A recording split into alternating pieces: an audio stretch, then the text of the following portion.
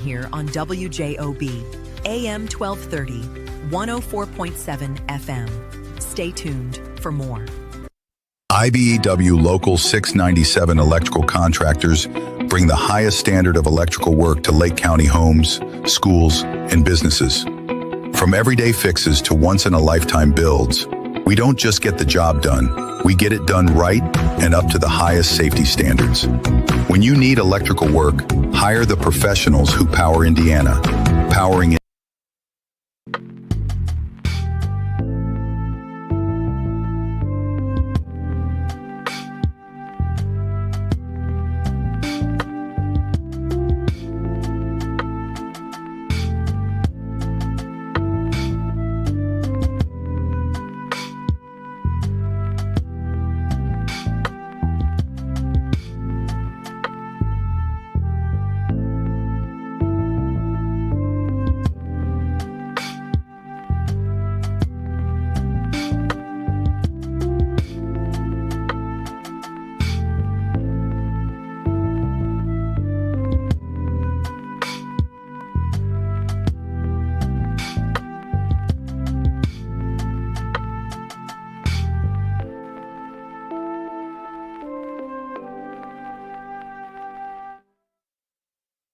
Good morning, everyone. You are listening to That's What They Said on WJOB 1230 AM 104.7 FM in Hammond, Indiana, and you're also watching live here on YouTube. I'm realizing on YouTube at the moment in time, it's looking like a blank screen. We are going to get that fixed up, but for right now, let's just do some traffic and weather to get the day started. So let's take a look here. Today is going to be for Tuesday, May 12th. It is 6:01 a.m. We are looking at highs of 77 degrees, mostly cloudy skies with a few showers this afternoon, and a 30% chance of rain later in the day. And then for the nighttime, we're looking at lows of 51, rain early with decreasing clouds overnight, thunder possible, 70% chance of rain. For Wednesday the 13th, we're looking at highs of 56 degrees and lows of 43 degrees, partly cloudy weather, not so much rain. And then on Thursday, looking at highs of 64 degrees and lows of 50 degrees, and we are seeing sunny weather for that day. Let's take a look at traffic. So traffic in the northwest region is honestly looking pretty good. I'm not seeing any traffic. 80 going east and west is looking good. 65 going north and south is looking good. 90 going east and west is looking good. We do have entrance ramp closed due to construction on I-57 South at Burr Oak Avenue, updated about 3 hours ago. So we're going to see a little bit of traffic over there by Calumet Park, and we're seeing just a little bit of traffic right there at the connector on 94 West headed into the city.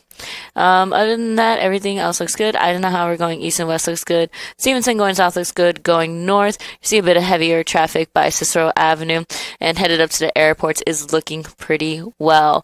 We're going to play some music, and then we're going to see if we can figure out what's going on with YouTube at the moment in time. So don't go anywhere. You are listening to That's What They Said on WJLB 1230 AM 104.7 FM in Hammond, Indiana, here at the Strack and Van Til Studios.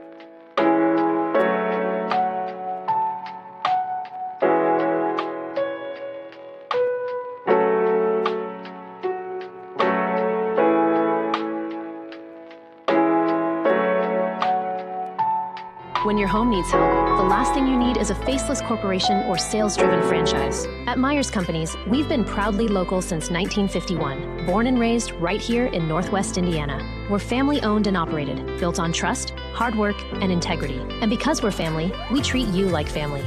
Your comfort and safety always come first. For HVAC, plumbing, and electrical done right, choose Myers Companies. Local, family-owned, here for your family. IBEW Local 697 electrical contractors bring the highest standard of electrical work to Lake County homes, schools, and businesses. From everyday fixes to once-in-a-lifetime builds, we don't just get the job done, we get it done right and up to the highest safety standards. When you need electrical work, hire the professionals who power Indiana. Powering Indiana, Lake County, bringing excellence to the job, creating a brighter future for our community. For over 100 years, Roofers Local 26 has been keeping Northwest Indiana dry and safe. Since 1919, our highly trained members have built a reputation for skills, safety, and reliability. With a 4-year apprenticeship and certifications in OSHA safety, first aid, and CPR, we deliver quality you can trust. When you need roofing done right, choose Roofers Local 26, protecting what matters most for over a century. For more information, visit www.roofers26.com. Introducing Powers Health, a health system with a new name and a strong legacy of caring for families in our community.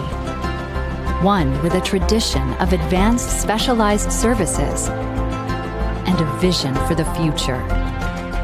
One with a commitment to medical excellence and compassionate care. Everything we do, everything we believe, powers health. Ogren Insurance, Hammond's oldest family-owned independent insurance agency, now in its 3rd generation providing clients in the Chicago area with products from quality insurance companies to handle your every need. Regardless of driving history, Ogren Insurance can find the right coverage for you at competitive prices. To learn more about the insurance solutions and services we offer throughout Indiana, Illinois, and Michigan, call 219-933-0076 or visit our website, ogreninsurance.com. We're located at 6929 Homan Avenue in Hammond, Indiana. Do business locally with someone you know and trust. And good morning. You're tuning in to That's What They Said here on WJOB, AM 1230, 104.7 FM, Hammond, Indiana. I'm Verly Suggs. My co-hosts are Michelle Quinn and Adriana Alvarez. Good morning, everyone. It's great to be back. It's great to be with my two faves. And I don't have to leave today, so that's even better. We get more time, and we love your shirt. Thank you. America needs journalists. That's right. That's true. We sure do. We need to get away from the fake news and get to the real stuff. That's right. You know, ladies, when we went through the whole process of picking the name for the show, you know, at the time I thought, oh yeah, that's a perfect name. But the more and more that we continue to broadcast our show, the more and more I realize how appropriate it is.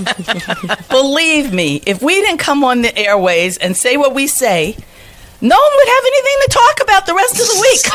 It's like, well, they said this and they said that. They don't have a YouTube chat. Aw, they'll be all right. So the show is perfectly named because definitely what we say counts. I find myself saying now when I'm, mad at people on the internet, I find myself saying, that's what I said. I love it. I said what I said, and I'll say it again. Yeah, oh, exactly. Look, we got Ron Matlock here with donuts. Oh, thank you so much. Come on in, Ron. Nice. Come say hi. How did Ron get in? I don't know. Did I leave the door unlocked? Y'all might have left the door unlocked. I didn't. I thought it pulls short automatic. Ron, you have to push, There we go. Good morning. Good morning. Good morning, sir. Hey, Ron, come sit in we'll give you 5 minutes. I got a watermelon for Jed when he comes in. Oh, Jed's not coming in anymore. His days are ended, right? Really? Coming in. Well, he told me last confused. show that he was not coming.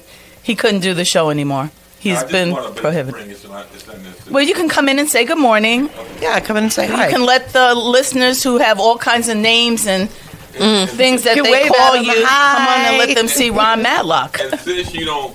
There's a mic right there. Since you don't like seeded watermelons, I'll bring one in and give Yeah, it to I'm kind of like you. spoiled. Want to see it? I'm spoiled. Those are real watermelons. The seed is a real watermelon. No. Who wants to eat something and that every other bite you have to spit out a But see, seed? that's tradition. That's how we. I feel that's how they teach kids how to behave, because it's like if you don't eat it, you're gonna have a watermelon growing in your stomach. Oh my goodness. You swallow the seeds. It's not like a watermelon. Well, that's what Adriana just said. They tell kids that it's going to grow. That's how we have to behave. First of all, let me just say that I appreciate WJOB. Oh, you almost made a mistake Oh, there. yeah, that's all right. That's what happens when you split your alliances. And I just always listen to WJOB, and of course you have two fine people here. Three, thank you. Three. Adriana. We're couldn't three do it without Adriana. We're three. She's the brains of the I operator. wanted to go to a Monster Donut. They have the best donut. They have the best. If you go to Munster Donut, coconut for me. Okay, coconut. I love, even if they're out of coconut, they have actually gone in the back and made me a coconut donut. And I just want to say a high five to that young lady over there. Yep. I think she's doing a fantastic job. Thank you so much. I appreciate you so much. Awesome tech goddess over there. And again, I'm going to leave, and it's been I've been working hard, and just helping your candidates Oh, win. absolutely. And you were very successful. Well, I think I give the power to the people. Okay. Yeah. Everybody. It's no one individual that made it possible, and we appreciate all the people throughout Lake County, Indiana. So with that, y'all have a great day. You too, Thank Ronnie. you Thank so much. Have a good one. So what kind of donuts are in there? You know. I assorted. Okay. Excellent. Okay. All right. Okay. Well, we won't eat it on the air. We'll do it during our dinner break. We'll drink the coffee, but we'll hold off on the donuts. Thank you, Ron. Thank you so much. Make sure you pull the door or shut before we get some visitors we don't want. I just walked in. Yeah, it's usually locked, so I don't know what happened, but we'll double check it. Please do. We'll take a look at that. So, ladies, nice. this is our first time together since the election. Yes. And we Yikes. definitely have to give some interesting radio feedback on the election, because I've heard so many complaints about so many things about what they said. Oh boy. Okay. So now it's going to be what we say. Yeah. So. Michelle, election night, this is like a rites of passage. Yep. That you have been at that courthouse. I've been at county. At county. Yep. Well, I say the courthouse because I was thinking county as the courthouse, but really at the county election board, waiting for those returns to come in. Yep. Tell us what it's like, what you actually do, and what it felt like that evening.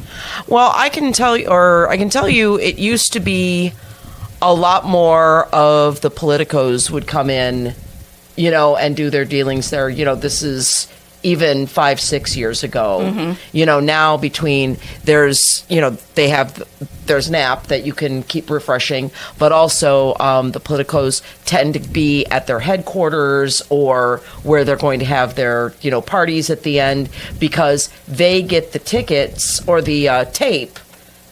I'm there for Associated Press, so I'm giving them the ballot counts.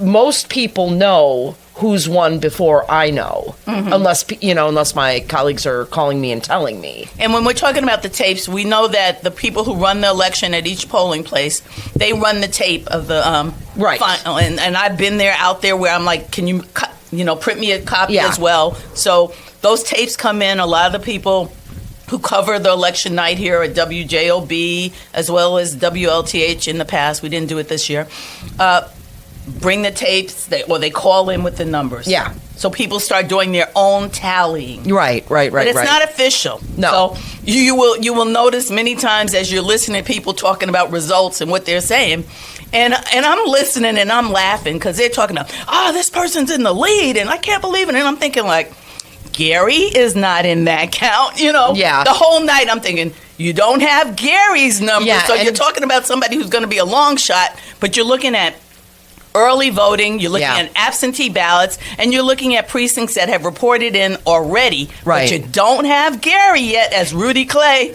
Yeah, Gary famously. Yeah. Oh, yeah. No hanky panky here. Oh yeah, I remember that election. But yeah, they're not. And I should say the late Rudy Clay, out of respect. Yes. Loved Rudy.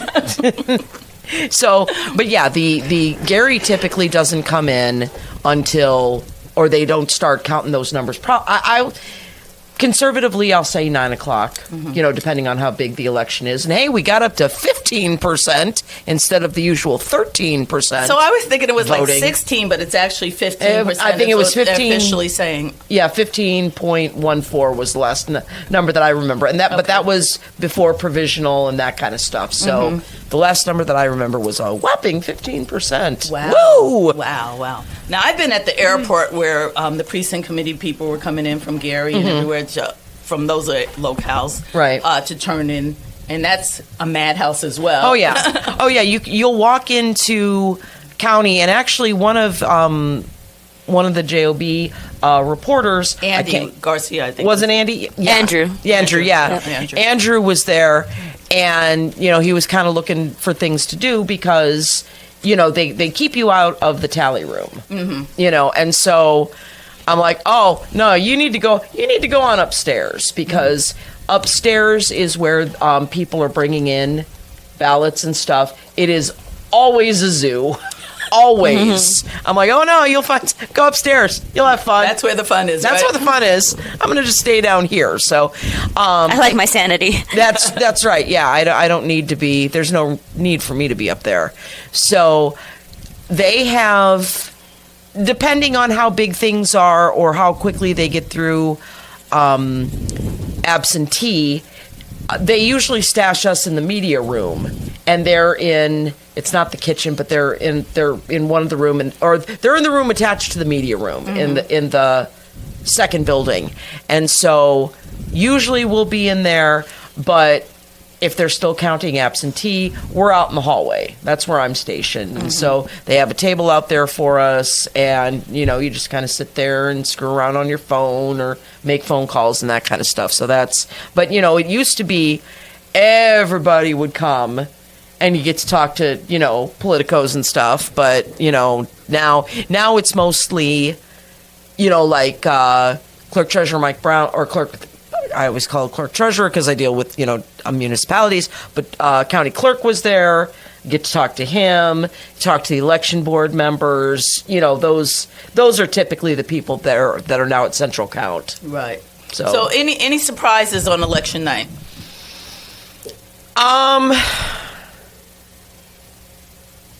I don't know if there were. I think Williams was a big surprise. Was it?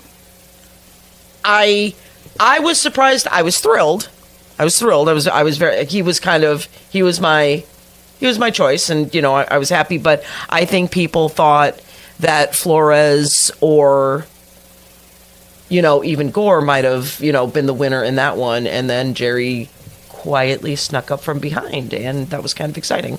Well, when we say from behind, that interests me because there's no polling going on, really, any credible polling going on. So how do we say that he was coming up from behind?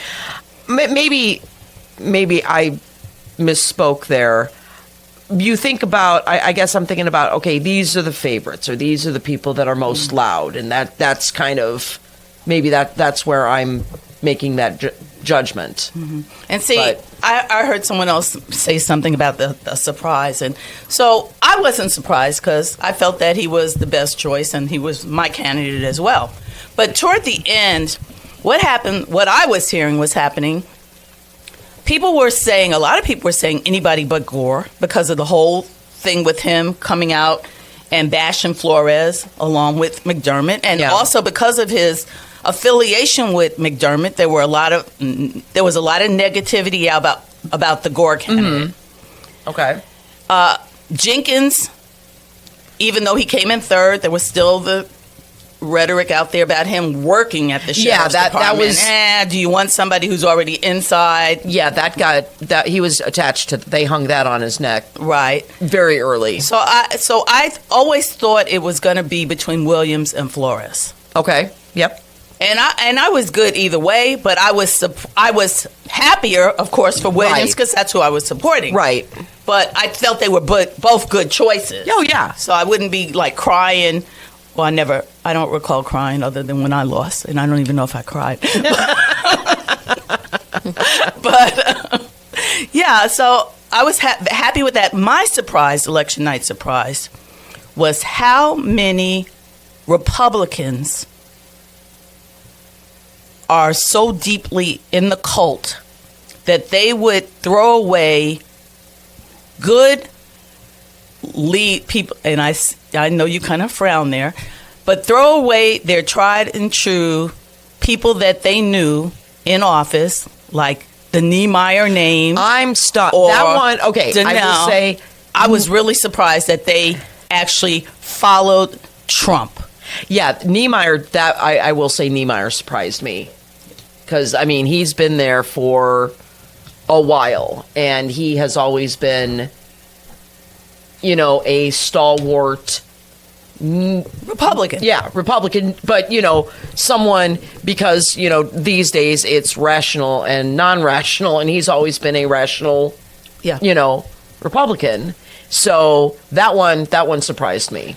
In fact, the Niemeyer name is so well known that any other Niemeyer that holds office is holding it because of him. Yeah. You know, and that lineage of Niemeyers before them that came through politics. Right. Yeah. So that really surprised me that, wow, they are so deeply embedded in the Trump cult. These people, that they would actually throw away people who they know have represented them well because they believe that they were selling land to China. But that's scary to me. Yeah. That's where we're at. Yeah. So moving down the ballot, there were some very, very hot races and very virile races going on. And in, of all places, in trustee offices. Yes. That was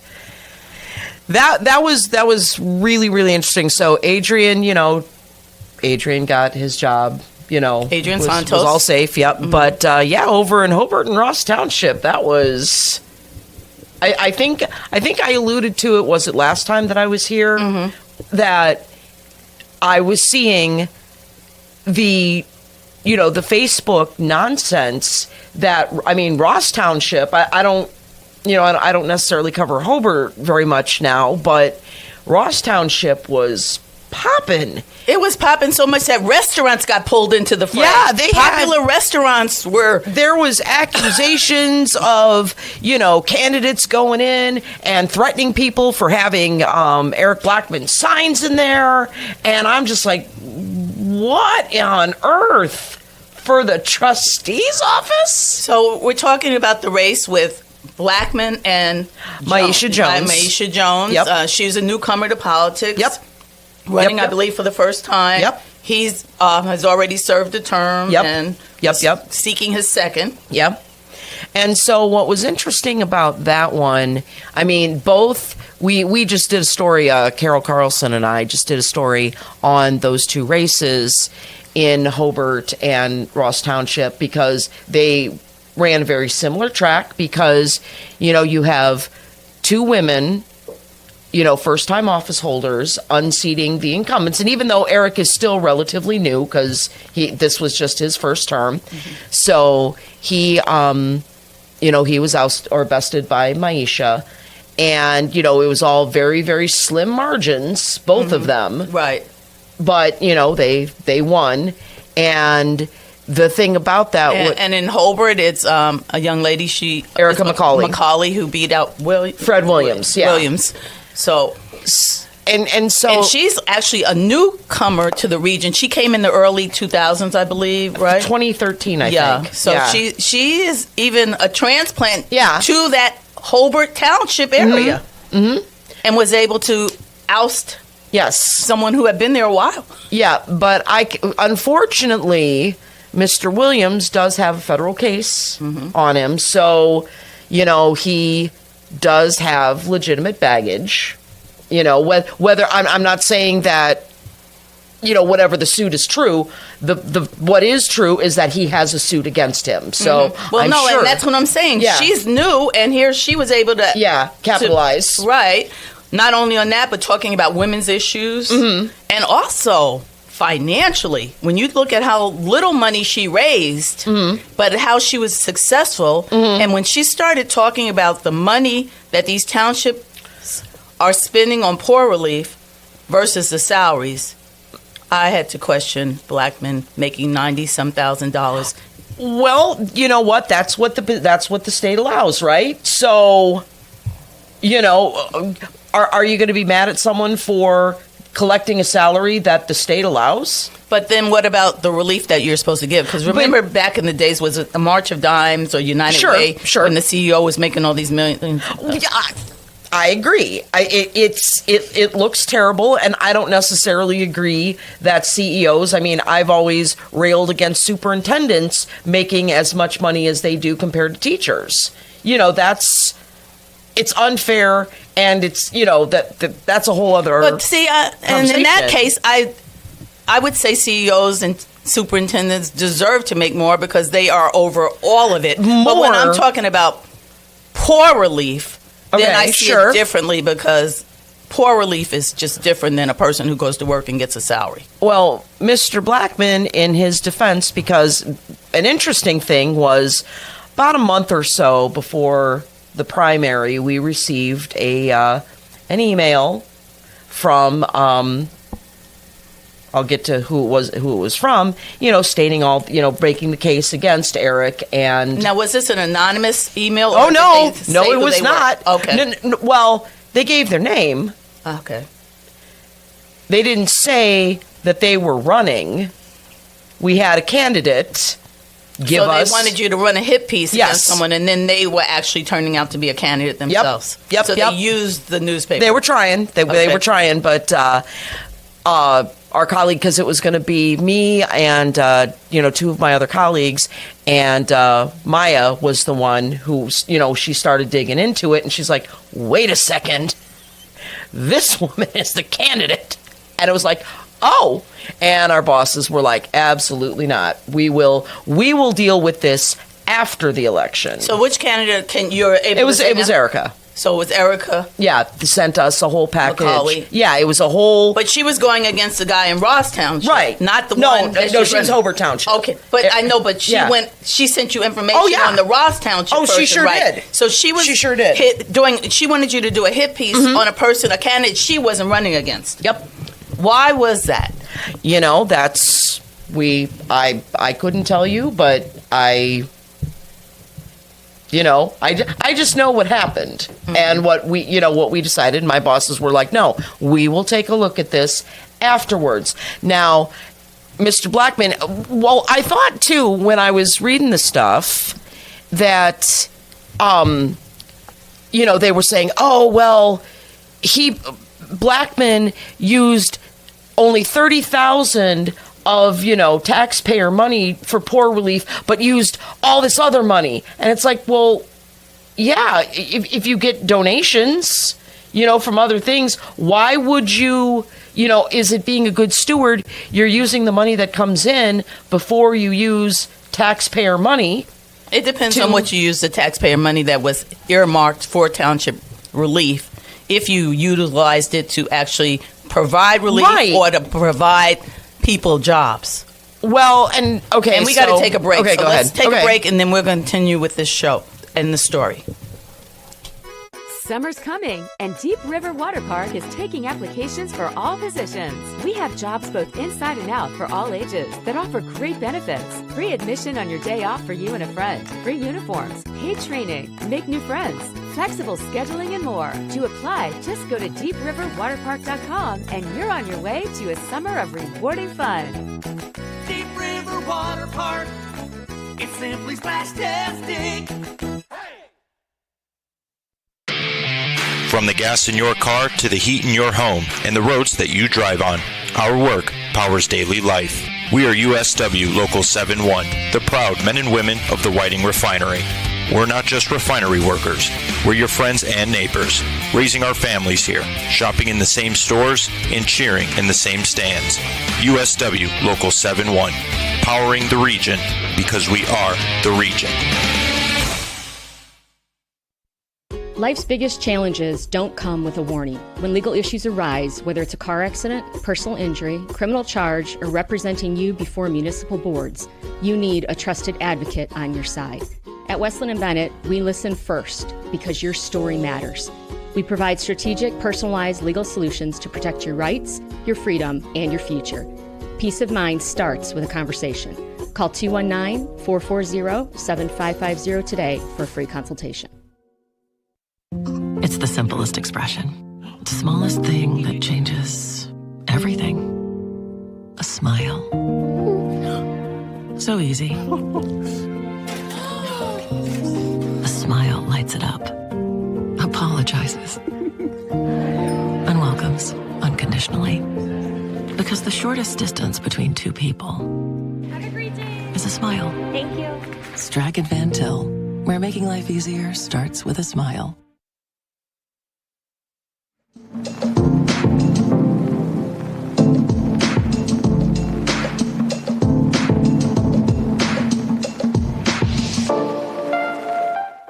Good morning, everyone. You are listening to That's What They Said on WJOB 1230 AM, 104.7 FM in Hammond, Indiana. And you're also watching live here on YouTube. So we are going to get started real quick. But first, we are going to do traffic and weather updates. So currently, right now, at the Strachan Van Til Studios, it is 44 degrees. Today, we are seeing highs of 74 degrees and lows of 49 degrees. Mostly cloudy, becoming windier this afternoon with a couple of showers and thunderstorms this evening. Otherwise, partly cloudy and windy throughout the nighttime. Moving forward into the rest of the week, on Wednesday, we are seeing highs of 56 degrees, lows of 42, with some windy conditions and then clear and chilly weather in the nighttime. Thursday, we are seeing highs of 63 degrees, lows of 51 degrees, sunny and partly cloudy with a shower in the late. Let's take a look at traffic. Currently, traffic in the Northwest region is looking pretty good. 65 going north and south is looking good. 80 going east and west is looking good. 90 going east and west is looking good. Of course, we're going to have a little bit of traffic going north on Klein Avenue there in the region. Moving into Illinois area, we do got an accident on US 6 River Oaks Drive at Van Dam Road, reported at 6:03. That hasn't seemed to be causing too much traffic. As we move forward into the rest of the city, we do got a bit of traffic right there on the connector on 94 West, right by South Stony Island Avenue. And as we continue on into the city, Stevenson going north and south is looking heavy in traffic. Eisenhower going east and west is looking heavy in traffic. And we're seeing some pretty good traffic flow, except once you get once you get on 90 going east by the airports, you're going to see a bit of heavier traffic going that way. But other than that, that is all for your traffic and weather. Let's get back into the show. Well, thank you, Adriana. So we were talking about the Ross Township and the Hobart Township trustee races. Right. And particularly the race that took place in Ross Township, but the township candidate for Hobart called in with info regarding the Ross Township. So were they working together? Was there collusion? Or what do you think was behind that? I mean, sometimes the simplest answer is, the easiest answer is the most likely, two heads are better than one, I'm guessing. I don't know who would have put them together. All I know is what we got, right? Right. So there was, and then, just watching the stuff unfold on Facebook, it was just banana pants. This candidate, going after, and, why are you going to businesses telling them to take the signs down? Right. It's like, reminiscent of, Democrat and Republican days past. Right, over there silliness. at St. John where they were taking signs down. Yeah, just... What did that happen? Was it Joe Hero? Yeah, back Joe, in the day? the Joe Hero. Complaining that someone was doing that, yeah. Yep. So, anyway, but, they finished the race, and, Maisha's won, and now I know Maisha was very upset because, because she, in the last primary, she voted Republican. Really? Yeah. So she voted Republican, and her party was switched by. She, from what I know, she went to Mr. Repay, and I have her voting sheet. Mm-hmm. And she voted Republican in the last primary because that's how you declare your party is through primary stuff. People did this time. Right. So she voted Republican, so she had to go to Repay, and Repay signed off on it, even though the law states that you have to vote in order to, it was just a minor technicality. Well, I'm sure her attorney made sure. Well, that it just sounds like a page out of the Bobby Cantrell playbook. Oh, but that's football, right? It's basketball. Well, look, the chairman, it's at their discretion, because if you remember from the last primary, people were yelling at Durnall in St. John because he allowed someone to run as a Republican because you're supposed to have voted in 2 consecutive primaries in order to be, for a chairman to sign off. That's what the state says. But, as we know, chairman, it's at their discretion. So she had voted Republican in this primary, and then you don't see her voting primary. It was several years in between the Republican vote, and then she did vote Democrat. Mm-hmm. And then her other stuff from way, way back when, she was in her 20s was Democrat. Mm-hmm. And, but so those this was just a one-time error in judgment. Well, but she did have to go before the election board on that case. She had Mike's letter. I don't know if that requires going before the election board, but because they have to make a decision whether or not to let her stay on the ballot, right? So, that's a good question. I could tell you how the vote went, but that's okay. Oh, okay. But moving on. Well, anyway, we just know that's Lake County, right? But it's not just Lake County, because if you look nationwide nowadays. Right. There's so many questionable things that are happening. Right. So anyway, and so she got on that, and I in my story, I said she was a Republican, and I'm a Democrat. Not according to your last vote. Sorry, and I had reached out to her. Did you get the slander lawsuit yet for making false accusations? It's not a false accusation. No, I know. Exactly. I know. I mean, it is what it is. I've got the proof. And I didn't say anything wrong. She, was according to the way we do it, she was a Republican. She was a registered Republican because she voted in the primary. So, who was on the ballot then that would have made her vote Republican, I'm wondering? She must have been against another candidate. And Ross Township's usually Ross Township now has gotten very interesting. Yeah. But it wasn't interesting for a long time. Ross Township was actually pretty boring. You have like the long-timers like Sean Pettit. Shudick was the... well, yeah, but I meant like Shudick was the trustee. But I'm talking about even on the council, their town council. Okay. Well, yeah, Pettit's on Maryville's council. Right. So those long-term people, it was kind of boring. Then they started ousting the Hardaways, and the new Hardaway comes in, and you get a whole new face on the council, and whole new face on the township trustee, and the board starts to reflect more the diversity of Maryville. Yeah. Right. Absolutely. But then it seems like drama has now come into the mix. Indeed.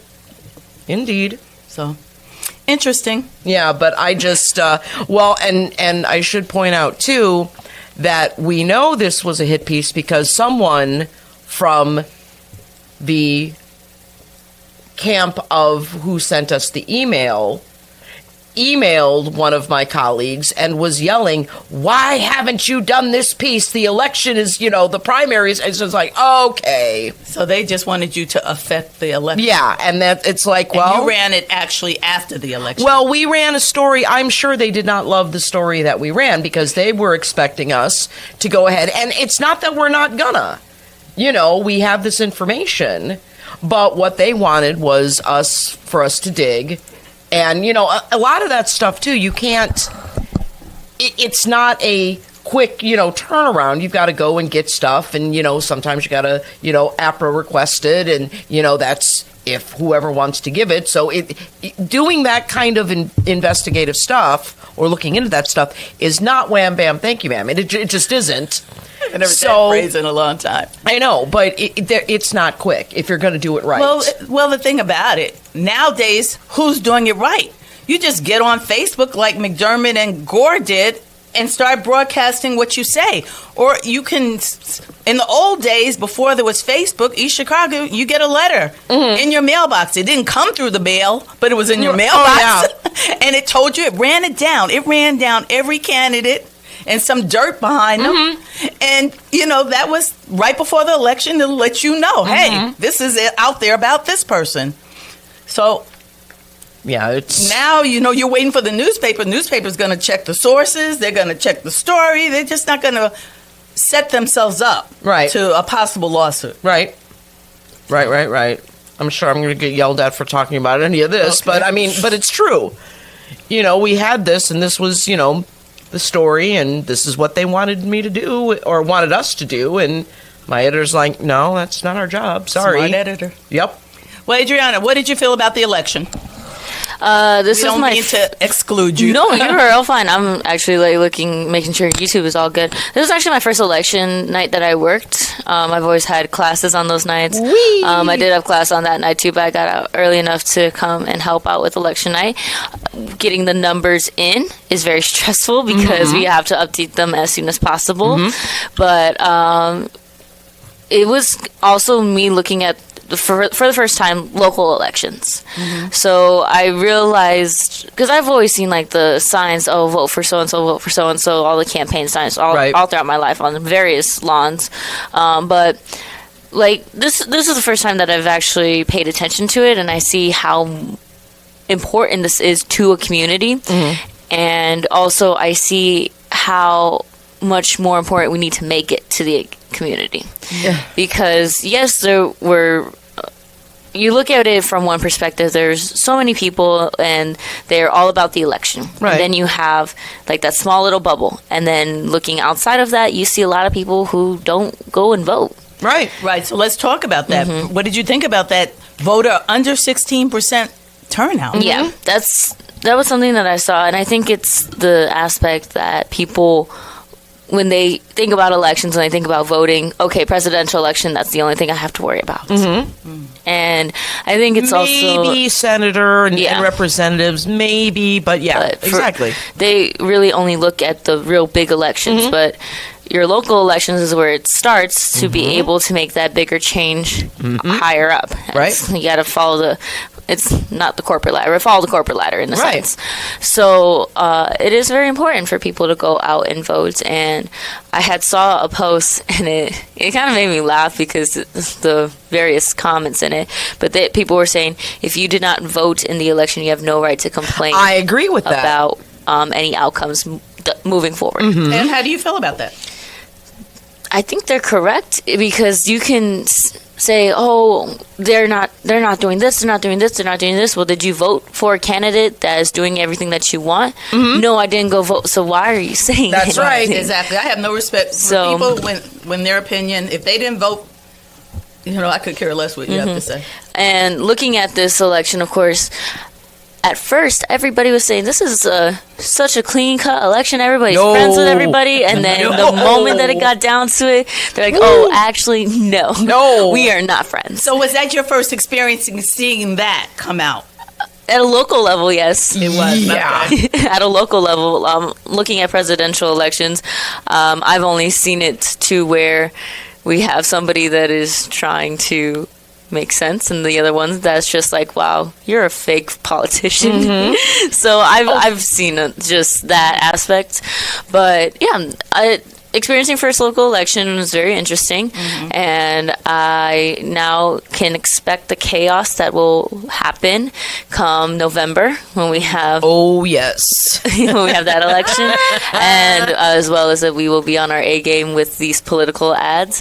And I know that it was driving Lynette crazy. We had to play all the ads at a certain time. She's like, "Did we get them played? Did we get them played?" I was like, We're getting there. We're getting there. But in November, the only main election that is probably going to be that way is just going to be the congressional race. Yeah. That's the only one you're going to, because you're going to start getting money in from these PACs regarding the Republican candidate, because they know that's what they need to do in this region that's so heavily Democratic, is to bring in PAC commercials against Congressman Mervan. Yeah.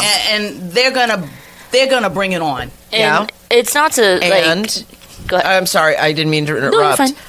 Let's not forget the state races now too, because you do have Scott Holdison running in, District 1, where right? Donnell is. Yeah. So you're going to have that battle between him and Trevor, and then whatever was it Starkey that won over Niemeyer? Starkey won over Niemeyer, who is right. not the Starkey you hear on WJOB. Right. To make sure people know that, but I'm sure a lot of people thought it was. Right.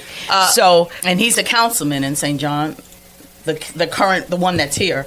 Right. So I mean in Dyer. Sorry. Yeah. Dyer. Yeah. That's Bob Starkey. Right. So I'm hearing that the National is going to flood the zone with money for them too to make sure. Those are they want redistricting. Right. That's what they want. But those races, those races actually are in Republican I'm just glad it went forward instead of backwards. They're replacing Republicans with Republicans. Right. I don't think it's going to be a huge area for a battle. I just think that but they want to keep two the Dems Republicans out. Right, but I'm just saying I think the two Republicans are going to win no matter what, because Republicans were there, and those were reasonable Republicans that were there being replaced by Trump Republicans. Right. So that's no race. They're going to win. Well, I don't think there's enough folks in Highland and in Dan Donnell's area that are going to affect it. Now, and as I said this on Election Day, if Dan Donnell had been running where you did not have to declare your party, then he might have had a better chance of winning if some of the Democrats that actually like him were able to vote for him. Sure. But the sheriff's race was there, and most people that was the key race that people were looking at. I think the sheriff's race was the number one race where people were involved in. But now I'll be interested to see when, we have Williams, and then we have Mr. Crane, Dave Crane, the white Republican. I wonder how that's going to go down in South County. In South County, it's going to be the Republican from Republicans. But as far as Williams, his election was a crossover. He got votes from all over. Sure. So I don't think that, they always want to talk about the Bradley effect. And I know Jim likes to allude to the Bradley effect all the time about in California when Bradley ran for governor and people said they were going to vote for him and then they didn't because they said they couldn't bring themselves to vote for a black man. Well, what I was reading about that race was that it was gun control was a number one issue in that race. And people were not going to have it. And so I don't think that I would hope that people are not that racist that they say, hey, I'd rather vote for a Republican than this black sheriff. I just don't think that's going to be the case in this race. Let's go to the phone lines. Yes. 219-845-1100, and then we'll get back to the conversation at hand. All right. Good morning, caller. You're on the air. Okay. Good morning again. I was running, but let me just say something about that race. Thank you again, Ron, for the donuts. Yes, thank you. Thank you. Yeah. Let me just say that, you're welcome. Let me just say this. I basically went all over this county, and I was looking, and I said, boy, people said, well, I don't know if they're going to accept this guy. I said, I believe they will, because this guy had handled over $40 million as the downstate over the police department. And he was not only would be a good cop, but a good administrator. And people didn't. I didn't see that. I think Burley. I don't know if I told you. I said I believe there people probably be about 18%. Well, my understanding is 15%. So I was pretty close. We were told. Somebody called me on election day. Said, "Hey, Ron, it's raining out there." I was one of the coordinators here in Gary. And they say, it's raining. I said, don't worry about it. It affects everybody. It's going to affect them, too. So let's just make sure we get the majority of those votes. And right now, I'm very appreciative of Lake County, Indiana, supporting Jerry Williams. My second choice, I think I talked to this gentleman. My second choice would have been Steve Flores. Steve is a very decent guy, he really is. I mean, and I told him, I said, not this time, maybe after 2 terms, and if you come back and I might take a look at you. But I knew all along. Ron, how do you make a promise 8 years into the future? Like, no, well, I'm just saying based on what I've seen here. If there was, it's kind of hard to make a prediction, but I'm just simply saying that I thought he was a decent person in the thing. And he talked to me after he had heard me on the radio. He said, "Oh, voice of the region." I said, "No, don't say that. You'll lose right away." And so, but I just feel that Tom. I didn't know Gore, but I figure my mother always told me, "Be careful who you hang out with." And Tom McDermott. Matter of fact, they tell me that his chief of staff lost. He did. Is that true? Scott Miller. Yes. Scott Miller. And it was just Tom McDermott will win it every time that he run in Hammond, Indiana. He run. He's very popular there. But Earlene Rogers told him some time ago, when you come to when he was running against Mervan, he said, "You come to Gary, Indiana, we're gonna get you. Just we'll get you." And she reminded me of that. Bless her soul, she was a very effective the late Senator Earlene Rogers. Mm-hmm. Late Senator Earlene Rogers, which was she was waiting. Committee person. She was waiting when McDermott and Mervan ran against each other. And right now, I just suggest to the people right now. I believe that right now it's a pretty much. We don't say it's a done deal. Matter of fact, I'm sure that the next sheriff will be coming on and explaining what he has for the future, because he has to run again in November. Keep that in mind. Well, right, he is a Democratic nominee. Yeah, and I believe that a lot of people are saying that, oh, we'll get him this time, but I don't think so, because I've seen where there were independents. There were a lot of Republicans, because I looked at those numbers and those. I don't know if there were a lot of Republicans, but thank you for your call, Ron. Because people had to declare the party, and we have to take a break. But thank you for calling. Yeah, oh, sure. Yeah. Okay. So I don't think too many Republicans voted for him. Let's take a break. We'll be back with the continuation of That's What They Said here on WJOB, AM 1230, 104.7 FM, Hammond, Indiana. It's gold rush time at Albert's. Oh, looky here! Oh, those are gonna fetch a pretty penny. But who's gonna buy them from us? I'll buy that gold from you. What did you say? I said I'll buy that gold from you, and I'll give you top dollar. That sounds great. It's gold rush time. We will see you at Albert's. Fox Point's free summer Wednesday night concert series kicks off June 3rd with 16 candles. As June heats up, dance to Rico, Boy Band Night, and the Chicago Experience. Then join us for our first free Friday Night Lights concert featuring Fearless, a Taylor Swift tribute, and Beyond the Blonde on June 26th. Fox Point in Lansing, Illinois is just minutes from I-8094 and parking is free. Visit foxpoint.org for our full schedule. That's point with an E, foxpoint.org. Are you sausage curious? Who's ready for Polish? Big Frank Sausage has the very best Polish food in the region. You had a mouthful of Big Frank sausage? We have a full bar, dine-in, carry-out, delivery, and catering available. I've had a mouthful of Big Frank sausage. I've got a mouthful of Big Frank sausage. 219-378-9556. Smacznego i na zdrowie. Who's ready for Polish? I'm a victim of being ran over by a semi while I was flagging. The person wasn't paying attention and they hit me with their vehicle. I seen a accident where we were the first people to walk up, and that picture will never leave my mind. I've seen people get hit before. It's been horrible. Construction zones on roadways and bridges are more than just cones and equipment. They're the workplace for thousands of dedicated union laborers. Everybody has a family that they need to get back home to, so please just pay attention to us out here while we're working. We all have family, and I know it's a pain in the ass, but we're trying to make the roads better for y'all. We're doing this for everyone. We're hardworking Hoosiers, just like you, and we all want to make it home safely. People would just take a couple seconds to pay attention. Be aware of where we're at, where the cone zones are at. We're all in this together, and we're all just trying to be safe. This is Brian Short, Business Manager for the Indiana Laborers District Council. Everyone deserves a safe place to work. Do your part in the cone zone. Slow down, save a life. We're all in this together. A message from Laborers International Union of North America and affiliated locals.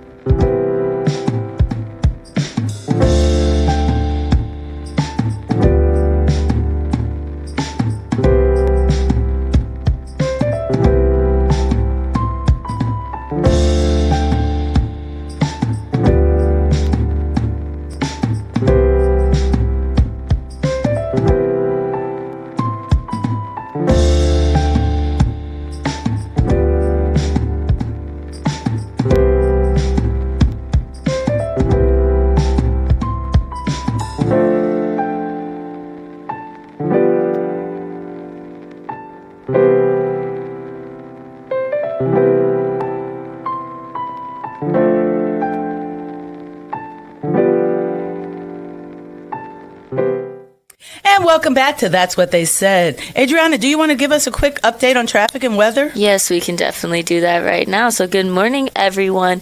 It is 6:55 a.m. in the region. You are listening to That's What They Said on WJOB 1230 a.m. 104.7 FM in Hammond, Indiana, here at the Shack and Van Til Studios. Let's do some traffic and weather. Currently right now at the Shack and Van Til Studios, it is 47 degrees. Today we are seeing highs of 74 degrees and lows of 49 degrees. Mostly cloudy and windy conditions with a couple of showers this afternoon leading into this evening, and then we're going to see just some gusty winds for the nighttime, so that may have some effect. Hopefully people don't lose powers tonight throughout the region. On Wednesday, highs of 56 degrees, lows of 42 degrees, increasing wind, clear and chilly weather in the nighttime. Thursday, looking at highs of 63 degrees, lows of 51 degrees, sunny with a couple of showers in the late evening, and we are going to start seeing some summer conditions as we move on into the rest of the week, into next week, with those 70s and almost 80 degree temperatures. So let's hope that those are here to stay and the cold finally goes away. So you know what? Talking about this weather. Yes. I was talking to my good friend Nick Giannikos yesterday, and I hadn't spoken to him in a while, and he says, you know, he has a summer home, a lake home in Michigan, and he says, hey, Verly, did I tell you what happened, you know, when that tornado came through? And I'm like, yeah, I knew the tornado came through and people had lost their lives. I said, but I didn't realize it was where your home was. He said, my home did not get hit, but my next door neighbor, they were killed. He said another neighbor whose house did not get hit was at their house playing cards, sitting at the table, lost his life. He said, I am now taking these tornadoes far more seriously than I ever did before. Tornadoes, they truly are a bizarre thing when they hit, because you know, one house is going to be destroyed than one next door. It's perfectly fine. Right. He said he had about $60,000 worth of damages to his home, but insurance company, no problem, took care of everything. Right. But to lose your friends right next door, and for someone to be at their house survive it, and that's just it's a crazy phenomenon because they are so unpredictable. Right. So when that alarm goes off on my phone, I'm hitting the basement. You know, without a doubt, I head downstairs. All right, let's take a look at our traffic. Traffic in the Northwest region is actually looking pretty good. 80 going east and west is looking good. 65 going north and south is looking good. 90 going east and west is looking pretty good. We do got entrance stop closure due to construction on I-57 South at Burr Oak Avenue, and that is going to continue until mid-June, so that may cause a little bit of traffic. As we head up into the city area, we're not really seeing any traffic. Of course, the Stevenson going north and south is going to look heavy in traffic, as well as the Eisenhower going east and and west. And as we are headed into that Rosemont area, it may look a little bit congested. So that is all for your traffic and weather. Well, thank you, Adriana. So we were talking about the election. Yes. You were sharing your thoughts. So yeah, let's hear a little bit more about that. the last one that I did have was I am. It's like an over or under at this point. How many people will have in their campaign endorsed by President Trump? I've seen so many of those. And maybe it's because I didn't really pay attention to the politics before this, because this is only my second election I'm able to vote in. Sure. So, at least for every 4 years or every however many years. So actually like paying attention, looking at it, and then for here at the studio, politics are everything. So we have to look at it. And I didn't realize how many people use that as a strategy. And I just wanted to know how well it worked. Now I've seen some results, and some people like to say, oh my gosh, that worked so well. Other people like to say that's the only reason that it worked. That's the only reason you got what you wanted, because you have that endorsed by President Trump. And I also want to see how many of those are actually kind of real. Well, here's the thing. Here's the thing about that. Look around the country. Has it been working that when Trump gets... Maybe in hot spots. I don't know, because didn't Texas just had someone flip to Dem that, Trump Republican against a Trumplican or whatever? Is that what we're calling them now? Sure. Trumplicans? I've seen that before. But yeah, someone who has the endorsement and, maybe they're beating out their Republican friends, but there have been more often than not, they're getting beat by the Dems. So that's why it's like, okay, you want to wear that like a badge of honor. Tucker was telling me one day when he was listening to the show, and a DeVries ad came on, and he's like, wow, I sure would have liked to know who I was voting for. He mentioned Trump like 12 times, but I didn't even know his name. Right. So that may have worked now. Is it going to work in the general?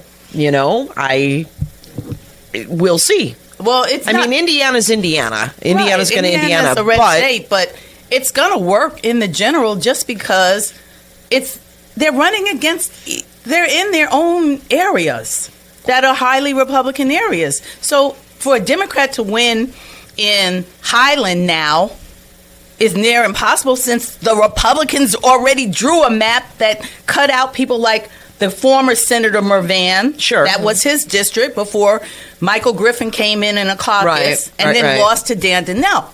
That district is redrawn. It's heavily Republican. The district where Niemeyer left is a Republican district. Indeed. They're going to win. They don't even need to spend that money. Indeed.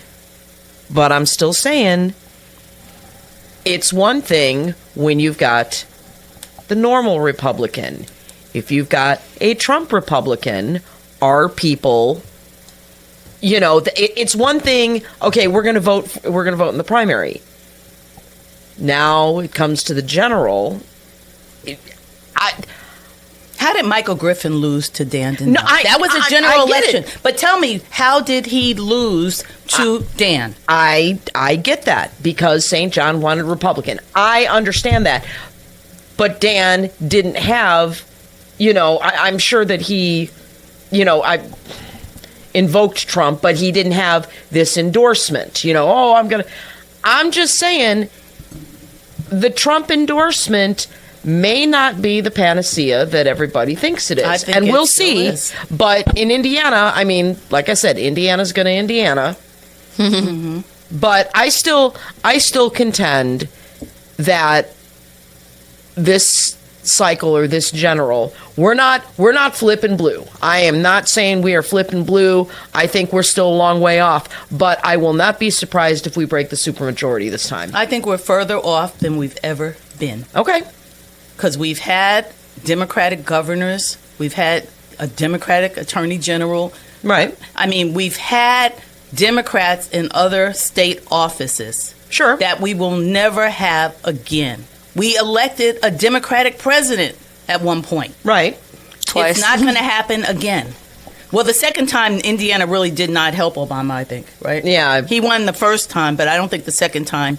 It was quite as... it wasn't quite as wide a margin as it was the first time around, was it? No, I don't believe so. Yeah. And I'm not saying that we're going to be blue anytime soon. Even with Trump in there messing up everything, I don't see that happening. People are... They still want to talk about the fact that, gas under Biden was high. Well, really? So gas under Biden, when Russia attacked Ukraine and caused a war over there that caused gas prices to spike, you're comparing that to Donald Trump attacking a sovereign nation that has caused the Strait of Hormuz to be basically shut down and caused gas prices over here to go sky high. You want to compare those two? Also, so I don't remember, correct me if I'm wrong, did we drill more or drill less under Biden? God, why would you ask me? I am not sure. I know that Biden was more. I know that was an argument ecologically. Well, yeah, you shut down the pipeline to Canada. Remember how they all carried on about the crude? They used something against that, and then also people aren't looking at the factor of, yes, the pandemic. You received an economy underneath a pandemic. Yep. People like to use that as an excuse. Oh, that doesn't really matter. It doesn't really matter. Okay, but supply was high, demand was low. So gas prices flipped for a little while. They got really, really low. But then once the restrictions came off and everybody wanted to start traveling again, the demand was high, supply was low for a while. So that's another reason why the price of oil and everything became so high, and price of gas became so high. But people aren't looking at that. They're saying, oh, it's because your economy's bad, you're a horrible president, blah, blah, blah, blah, blah. But then also, his economy is ran under. He was using Trump's economy. Now, yes, people are like, okay, well, right now we're using Biden's economy. Well, yes, you received the good economy, but you messed that up, my guy. In record time. Yes. And the thing about it, and added more to the debt. Lower price of gas right now. It's because Braun has, cut the taxes for now, and now President Trump, he has to go through Congress, is trying to cut the federal taxes. It's 18% on gas. So he's trying to cut that. So if you see the price go down, it's because they cut the tax. And, well, if he gets that approved, because he thinks he can do everything by the stroke of a pen. Yeah, the executive order. Right. But if he gets that approved, then yes, the price will go down. Of course, we all welcome the price of gas going down, but that's money that goes normally to the highways to maintain the highways. So when you start driving through craters, don't complain that they don't have the money. Because, hey, if only they could find other ways to offset, if they were actually serious about finding other ways to offset these tax cuts. Tolls. Pay more. Right. There's no good way to do any of that. The whole world will become a toll road. Well, we're planning on doing that anyway, because I can't remember if I told you, I was at a press conference, this was last year, near the end of the year, and it was when they were talking about turning, Fifth Avenue into a toll road or something. They're still talking about doing it, I think, on 8094, right? Right, well, and I remember asking... Or going to Indianapolis, I think, some of those roads. They might and I consider 65. That was it, that was 65. it. And, okay, that was the question, because when they were talking about turning it into a toll road... Yeah, 65. And, talking to Mayor Melton about... how that's going to affect Fifth Avenue and, bringing all that traffic. And I just remember asking the question and Melton looking at me. I knew you'd be the one to ask that question. I'm like, well, sorry. It's what I'm thinking about. Right. So they're valid thoughts, because when you start paying tolls, then you're going to be paying far more than you would be paying for those taxes on gas. The Avenue 912, or not Avenue 912, I'm thinking of the bar, but 912. Klein Avenue? Yep. Klein Avenue was always, that was one of my favorite roads ever. Yeah. When, I was a wee lass in, college as an editor of the student newspaper over there, we used to drive 912 for fun, to go through the steel mills, because it was just a cool drive, right? I haven't been on that road since the toll road open on it, because what is it, like $6-7 to, I'm probably exaggerating. I'm not paying that toll. I know the back roads now because, Klein was closed for so long. I know how to do it. I'll just drive that because I'm not paying the tolls, which makes me sad because that really was a cool drive. And the thing about it, I probably have gone through that toll, and there's no toll booth. You actually it's an easy pass. And I understand people are starting to get billed because they've gone through it not realizing. When they go to renew their plates, people are complaining about some of these places where tolls are being added to also renewing their plates. But I remember growing up, whenever we come to visit our family in East Chicago, we'd always end up at Inland Steel.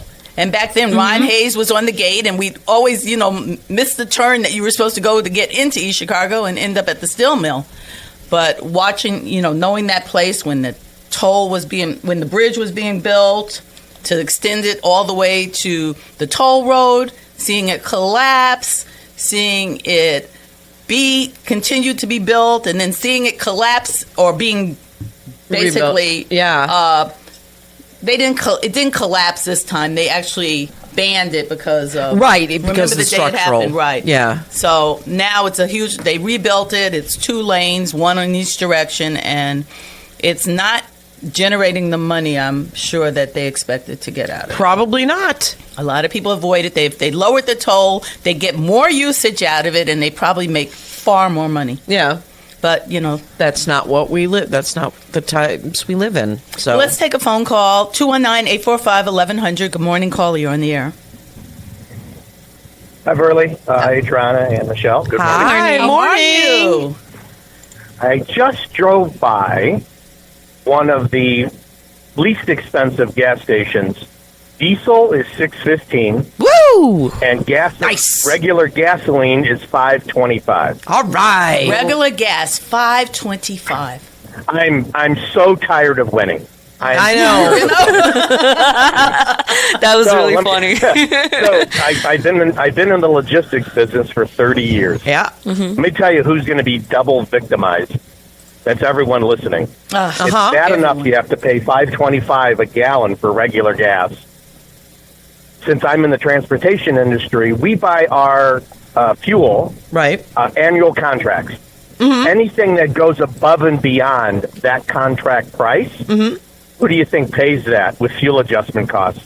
You do. Look at that studio. Everyone just kind of look around your home. Yeah. Everything in your home was brought with a truck. That's right. Transportation. Go to any major big box Home Depot. You pick your big box store. Yep. Everything to build that was delivered by a truck. And if the prices go above the contract rate, that's pushed onto the consumer. That's right. And the contractor. Who's the end user of everything? The consumer. That's right. The middle class that's making $55,000 a year, that's trying to figure out how they're going to pay their kids. How they're going to pay their kids' tuition in high school because of SB1. They're trying to figure all of this out for what? There's 2 people that are going to be benefiting from the Strait of Hormuz closing, and nobody wants to talk about it. The Russian oil has gone through the roof, price-wise. Vladimir Putin is benefiting. I can't wait to see the third quarter for Tesla. Who's going to profit there? Hey, but he's going over. They're going to China, Elon's company. Absolutely. Elon and Tim and everybody. They're going on over to China with the direct president. competition because they're really pushing it where we push the fossil fuel industry here, right? Because that's not going to change in my lifetime. We're still going to have internal combustion engines. I'm all for hybrids. Full electric it just isn't practical for me. And what Kathy and I do, we just want to pick up and leave. And you got to plan when you have a full electric car. Hybrid, not so much. Yeah. So I've been looking at some hybrid new trucks because they're so cheap right now. But yeah, that's kind of it. It's when it comes to gas prices, it's a global industry. And, and I'm so glad, you're being boycotted so we can talk civilly. I love it. We're not boycotted. They're just listening and seething. They're hate watching. Even though when the chat's turned on, you're really not boycotted. Oh, you mean there's a chat? What? Not here. Right. What? So the XL pipeline, the XL pipeline that was not come to fruition. And I'm just trying to tell my friends that just, all they want to do is just breathe heavy, right? All of that oil, that dirty oil, was not going to be refined and stay in the United States. No. That was going to go to South America and Asia. Every drop of oil that comes down the Alaskan pipeline, all of that goes to Asia. We're exporting more than we're using.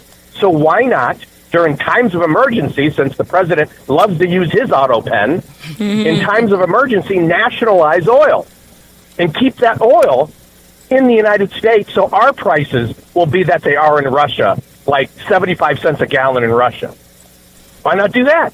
In times of emergency. He loves using that times of emergency stuff. Well, it's up to us to pay our fair share. But that's always been. I mean, in World War II, there was the whole, rationing of food and, nylon and, and the whole bit. Stamps. My grandmother still had some before she had her ration book because she was a tin flipper in 1941 at Youngstown Sheet and Tube. Wow. That goes way, way back. That's when women went into the workforce because the men were all going to war. Yep. You got it. You got her. She's had some more. She's had some scars from flipping tin, and it was done manually back then. So that's kind of, I heard a lot of cool stories from my grandma. So Dave, on another note, two hello. things. I'm glad you I'm glad you called to check in. First, congratulations to Kathy on her retirement. Yeah.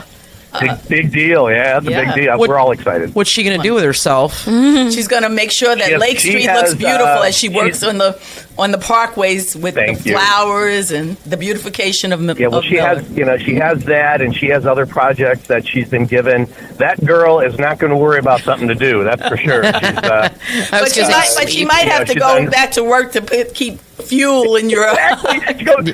That's like some days I go to work to relax. Yeah. Exactly. She has plenty. She's on multiple boards, as you know, Verley and Michelle, and she's definitely a go-getter. And we had a great party on Friday. And I saw you in your 80s jacket. Her last day. I did. I was in my Top Gun jacket. Yeah. You looked great. That's fun. So on another note, I want to congratulate you on a well-run race. And definitely for putting your hat in there. Also, congratulations on being a delegate. Yep. And still looking for great things to continue from you. Yeah, you're in 02, I'm in 24, and I'm the new precinct committee person as well. So, That's hey, wonderful. 2 out of 3 ain't bad. Hey, I that's get the wonderful. big prize. You did a great job. Yeah, that was a crazy. So I just want to tell you how things have progressed. Marlinda Tyson Heyman, right? Myself, Glenn Johnson, we're all going to unify and get together and work together. Very because cool. We did have an amazing campaign. We were all friends, and I told Glenn and I, I saw you and Glenn picking up each other's signs. Yeah. Yeah, we were, exactly. We were, he's a foot and a half taller than me when he hugs me. He's just a big man. Yeah. Yep. So, we're all going to work together, and we were very proud of each other that we ran a very civil, respectful campaign because we were friends before. We were friends during, and we're definitely friends after. Yeah. And if you were, we're at we all ended up at the Methodist Church on Grand Boulevard. And oh my God, we had so much fun that last half hour because then you can just let it go. Yeah. And we had fun, and it was an honor running with them. I'm proud of them. I'm sorry they didn't make it to the finish line either, but hey, let's move on and do the best we can and look out for each other. So let me ask you, because we didn't get a chance to talk about that, but do you think that this particular, I don't know why I felt that this particular cycle was nastier than I've seen in a while. Some people think, no, it's always nasty at the end, but I'm like, nah, this one kind of felt meaner than I've seen in a while. Within Gary, I didn't personally. Okay, I didn't see not that. in Gary. It didn't get in nasty, other parts of the 3rd district. It was dog eat dog. Okay. My gosh. Yeah, there in Hobart Lake Station, New Chicago. It was interesting, and I'll be perfectly honest with you. I had no idea that was going on, and I stepped my toe in that water. I'm like, what did I You're like, nope. get myself into? Turn around, get out. It's nothing new. It's been going on for years there. Sure. And I just, I would have loved to serve them, and I would have loved to kind of reel them in and say, hey, maybe this is part of the reason the Democratic Party isn't making inroads in the state of Indiana, because all the Democratic infighting. If we'd actually sit down at the table like we used to and talk about it and solve problems together, then we could unify and take on the supermajorities of the House, Senate, and governor's mansion. So, but that's, hey, you know what? Maybe the next cycle. We've always said that. Maybe the next cycle. God. And thank you both. And thank you, Dave. Joe, great article. And Burley, your passion for East Chicago, and Gary, keep it up. Yep. And Adriana, you're learning a lot. You got two good mentors there, so you keep doing a great job, and I'm excited to see your future. And just keep at it, ladies. All right, Dave. Take care. We will reconvene soon. You got it. Bye. Right. Let's go right back to the phone lines. Good morning, caller. You're on the air. Yeah, hi, good morning. Good morning. Good, and yourself? So I was on YouTube, and I went to YouTube, and I pressed the live button, and you guys popped up. Okay. So I don't know what your show is about. I'm not sure if this is like a heavy political show. I'm not sure if you guys are like brilliant comedians. But can I tell you what my gut says just within like the first minute of seeing you guys, what you guys are all about? We welcome the we criticism or whatever you have await to with say. bated breath. Go ahead, caller. I think you guys probably dislike Donald Trump, right? He's not our favorite. Yeah. No, I'm not trying to make fun.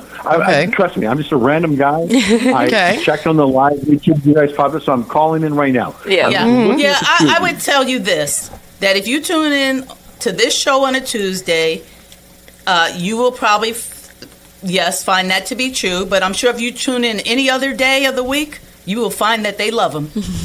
So we keep it a little balanced over here. Okay, No, I'm just telling you from looking at you guys. I'm just judging you. I'm just judging you what I think you guys are all about. So I think okay. So the individual with the glasses, what is your name, respectfully? That's what they said. Yeah, that's the name of the show. I'm not trying to be funny. I'm trying to have an honest conversation. Okay. All right, go ahead. Is your name what's Michelle? Your point? Yeah, that's what they said. Yes, that is. Yes, I'm Michelle. So Michelle, I can tell just by looking at you that you don't identify as a female. You've got a few different pronouns, correct? What? Nope. Bye. That's why we disabled the chat. Okay? Because of that nonsense. Like, who are you to call here and assume? You know? Go find the folks that are on timeout and join them. All right, then.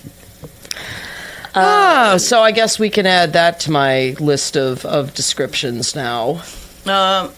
You can give me any pronoun. I don't care. Cool. Yeah. So I identify as me. Okay? I identify as Verley. I don't care what pronoun you put in front of it because it doesn't matter to me. Okay? So, really? What was your point? If you wanted to make a comment about the show, that's one thing. But you want to start singling out individual hosts of the show and start making those type of comments? Keep it to yourself. We don't entertain it. So we wanted to continue on about the election, and was brought up about the chief of staff for the city of Hammond.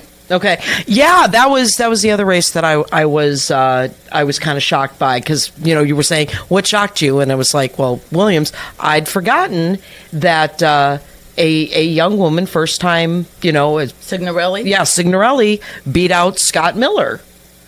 That was shocking to me, and that was not a close race. So what do you think caused that election to go that direction?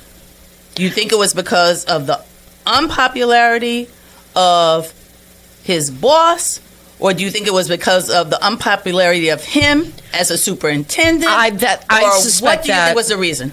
I would maybe a little column A, maybe a little column B. I kind of feel like perhaps it was his tenure as superintendent that might have, that might have worked against him more so than his affiliation with McDermott. That's my gut feeling on it, but did she have any affiliations?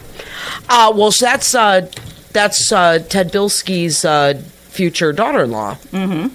So, and Mr. Bilski, I know, is retiring, but she didn't run for his seat, obviously. Well, and we talk about daughter-in-laws. There's no shortage of daughter-in-laws working for elected officials around this whole region, so.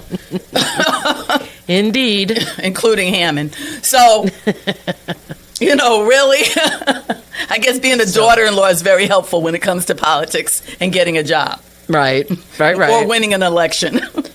Yeah, but still, that was, I would have thought that if she were running again she doesn't live in, the Hobart area or in that district, but I would have thought that she would have been a shoo-in if she were over there. But, being in Hammond, that one really, or in District 1, that one really surprised me that she got it. Yeah, I think it was another one of those anyone but elections. Could be.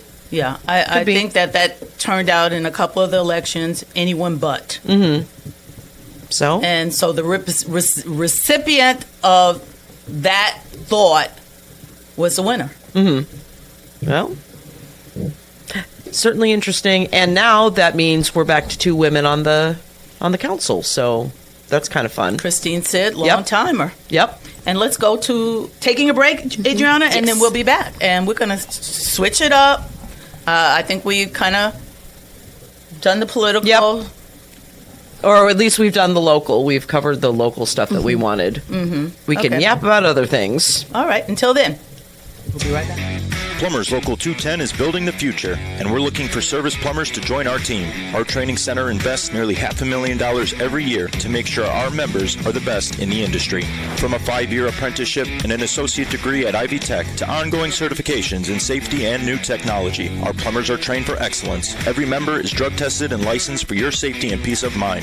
When you need plumbing work done, make sure you ask for the license. It's your right to ask. Before Notre Dame Federal Credit Union, we were being charged various maintenance fees and various check writing fees for all of our accounts. And with Notre Dame, we don't have that. We have that true community partnership. We get interest based on all of our parish and school accounts, and the interest rate is really second to none.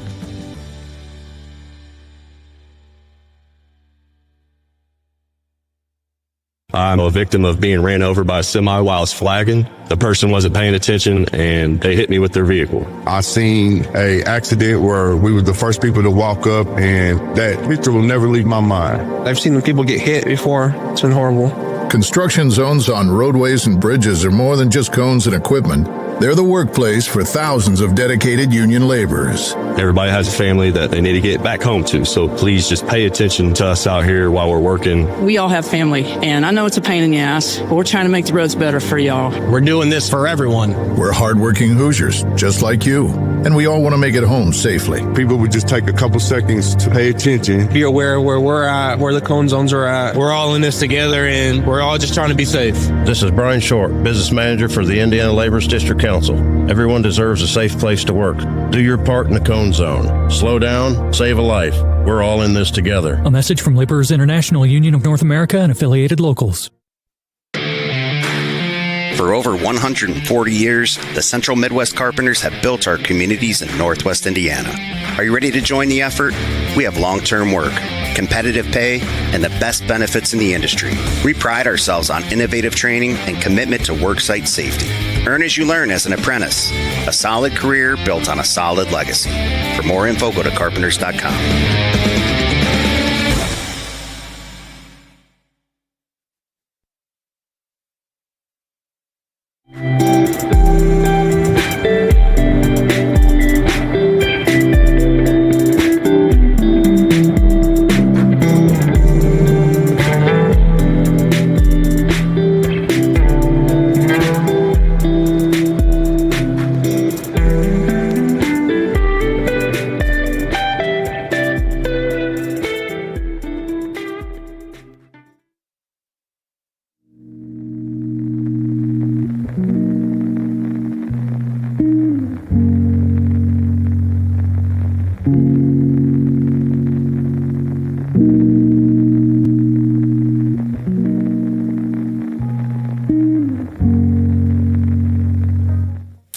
welcome back to That's What They Said here on WJOB AM 1230 104.7 FM, Hammond, Indiana. We're here every Tuesday morning at 6 a.m. If you'd like to tune in, if you want to call in or not, it's 219-845-1100. And I'm Verly Suggs. My co-host Michelle Quinn and Adriana Alvarez are here to say what's on our mind. You know what? That's what we do here. Yep.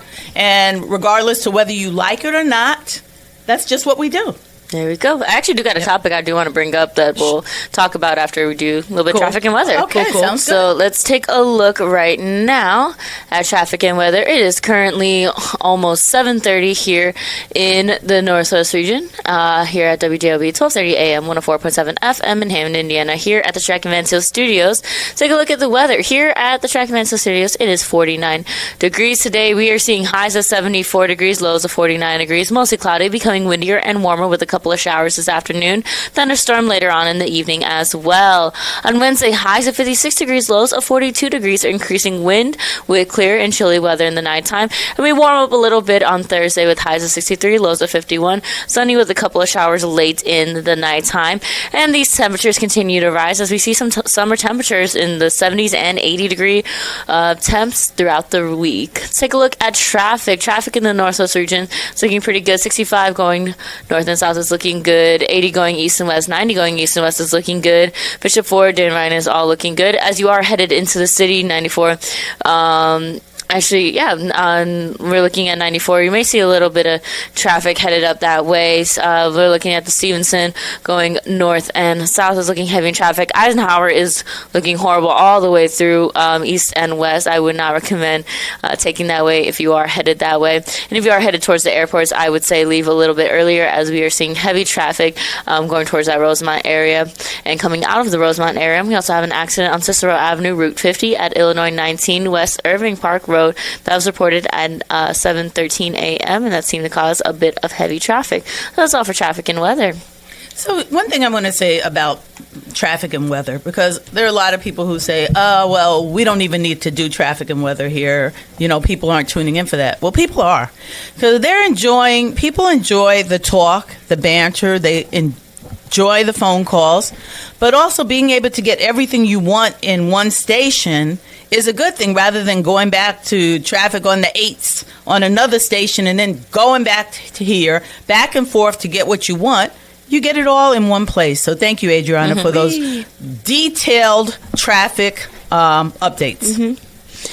Yep. So there's a topic I do want to talk about, and it is something. It's like a learning curve for a lot of me and my family, and it's kind of how they are doing. Who goes into the military?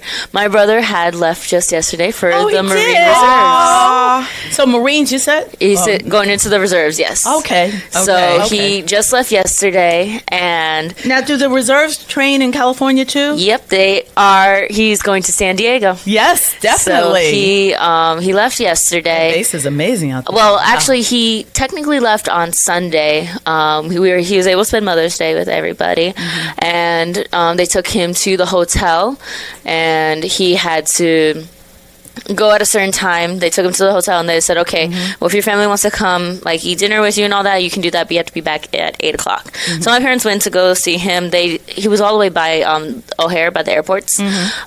So he went over there, and he was calling everybody, like, letting everybody know, okay, like, hey, I'm leaving and everything. He had let all of his friends know. What he did was he put all of us in a little Snapchat group chat, and he said, okay, what I want you guys to do is I want you to put all the pictures and videos of everybody's summer adventures, so that way when I come back after my 3 months of training, I have something to look at on the plane ride home. Nice. So he's like, so that way we're like, I'm all included, and then we're like, okay, we'll do that for you. But one thing that I was that was kind of interesting to me was the process of how they were doing it. So one of the main things was how we can send him mail, how we can send him letters. Now you can do the regular snail mail, but they have this really cool thing that's called Sandbox, and I'm sure they've talked about it on Veterans Views, or they'll talk about it on a podcast that we have starting this Friday. But what Sandbox basically is an app that was made by a veteran where your family members can, it's basically like it's like a text message aspect of it. You send the letters through there and they get it the next day. Okay. So you don't have to wait as long. Wow. It's typed out. Yes, it's not like mom's signature on the thing, but it's the words and all that. They had made that because they said that when mail call happens and a veteran and like someone in the service doesn't get a letter, it kind of sucks, but it's not because your family's not writing to you, it's because it takes so long to get there. Right. So you can send pictures, you can send letters, and you can send gift cards. So I guess maybe when they go off base, they can use them at certain places. So I thought that was really cool.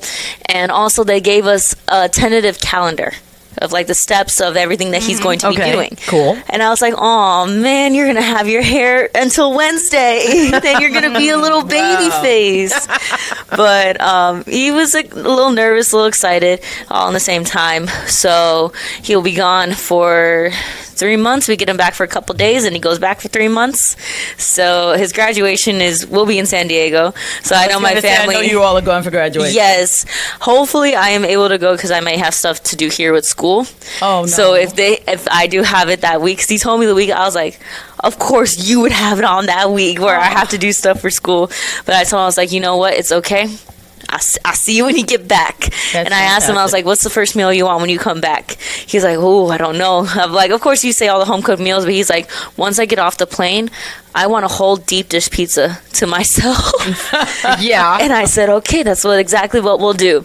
But we're excited. I was like, when I looked at the thing, you can tell us your brother's first name again. AJ. AJ. Yes. So when sending the letters, I was like, oh my goodness, I'm about to send you paragraphs. He's like, I'm going to get made fun of in the thing. They're going to be like, what is this? What is all these letters Just you're don't sending? spray it with perfume and little lipstick. Kiss on it. He's like, what are all these letters? He's like, sir, my sister works in media, sir. He was like, so is she a journalist? He's like, no, she just likes to talk a lot.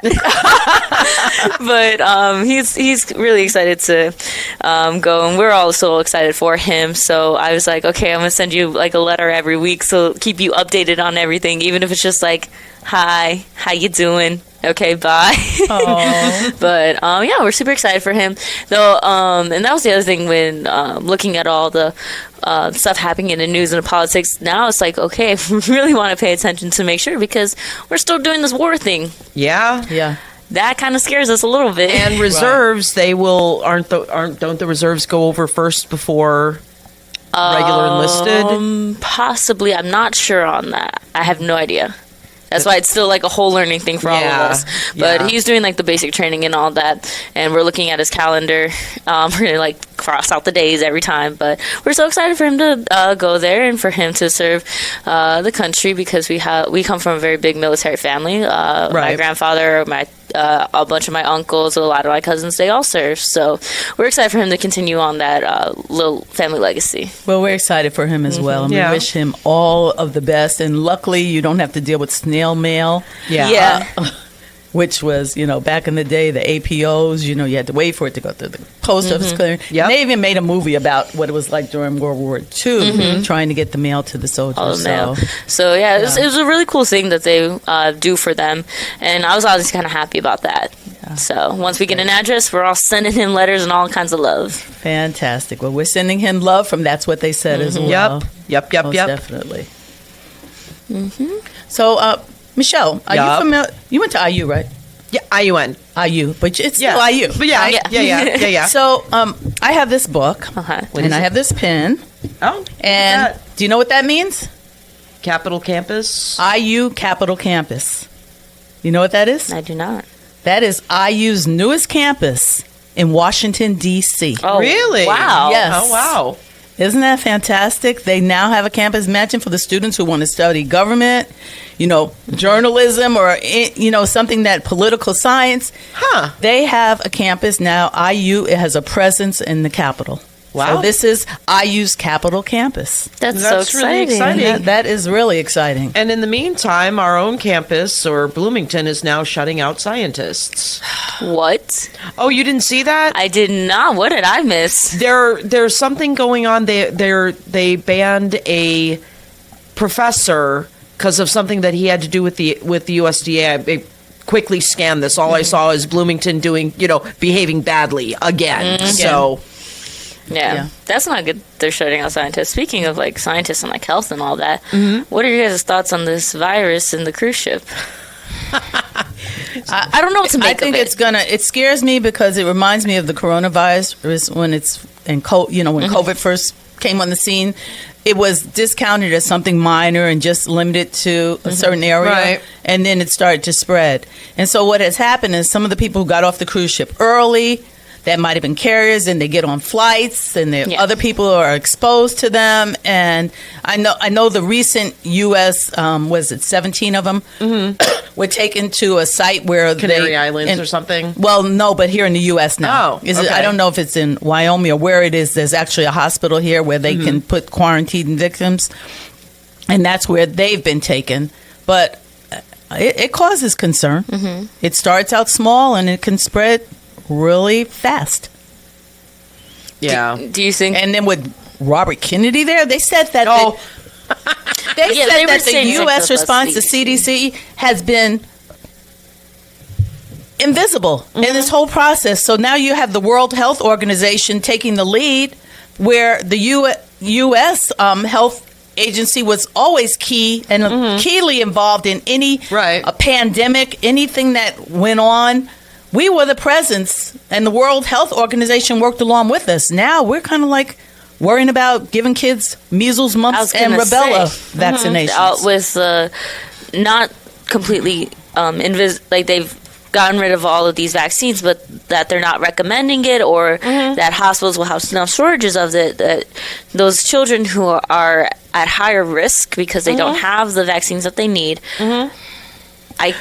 God forbid, I cannot imagine that if this virus spreads more than it does, all of these poor children that don't have the proper vaccinations that they may need, and or for those who choose to not vaccinate themselves, I would imagine this is going to hit them. But real we hard. love children. We've got to have more. Dr. Oz says that we're too many of us are unbabied. So I know. let's have more children. How dare I? Was it Steve Miller's wife who made the comment about femininity and having children? How dare I at the old age of I like to use the Bridgerton you should have terms. had like 3 by now. I know, at the old age of 2 and 20. I like to use the old terms of Bridgerton. 2 and 20. I love that. 2 and 20. How dare I not have 3 children and 1 on the hip because apparently I'm too old. My eggs are dying. How dare I want a career in education before I bring a child into this world, and or that I'm just like, the world's really messed up. I can barely afford myself. I can't afford another human being. You should be barefoot and pregnant. Yeah. Sorry. Yeah. We're not doing all that. And it's just like, it's one of those things. I love seeing the people and how they're also attacking the abortion pills, metapressone. Yeah, well, we've at least got I know metapressone, right? And you can still get it in the mail. Yeah, at least until Thursday. Yeah, when they start attacking it. But it's so interesting to see, like, all these people are like, yes, the baby is alive and everything. Okay, cool. But then you see the people protesting outside the clinics or just like the clinics that are for women's health. It doesn't have to necessarily just be for abortion. It could be for anything. And they're outside protesting, and you go ask them, how many children have you adopted? Well, I didn't adopt any. I had my own children. Why are you saying then adopt the children when you don't do it yourself? Right. So that's always been my argument. But, there's just so many things to it. And you being I'm an adopted, adopted child, how you were a baby adopted as a baby, right? Yeah. Through a private adoption or through an agency? It was through Catholic Charities. So this whole mess with the CDC, and honestly, I don't. Why is Robert Kennedy still there? Tucker's solution to all of that, he's like, okay, here's what you got to do. You got to go to your local feed store. You got to go get yourself a nice big tube of ivermectin. And then you got to unscrew the cap and take off the label. And then you've got to shove it straight up sideways. He's like, that's what you got to do. That'll cure it. Wow. Of course he is being facetious, but that's his solution to everything. He's like, yeah, this is what you got to do. But do we think that this may cause another global pandemic, this virus? I don't know, but all it says to me is, why do people want to go on cruise ships? I just don't like the water that much. No, I don't either, because I'm not a swimmer. But I'm just, God, why would you want to be on a boat I mean, you think of the Titanic and everything, and it's like, I can't. I don't think people think about the Titanic. I do. I would. I don't like the giant claustrophobia of being somewhere in the middle of the ocean when I want to get off. Yeah. But my kids, like, they just went on one for spring break. They were in the Turks and Caicos. Yeah, I got family. They love that. it. But yeah, no, thank you. I'm like my dad. I'm like, nope, I'm good. I like land. I like land. I'll do a cruise though. If like someone says, well, let's do a family cruise, I'll do it. The last cruise I did, we were supposed to go to Cuba, and that's when Donald Trump said you can't go to Cuba. So I was with Tony Walker and some other friends, and we didn't get to go to Cuba.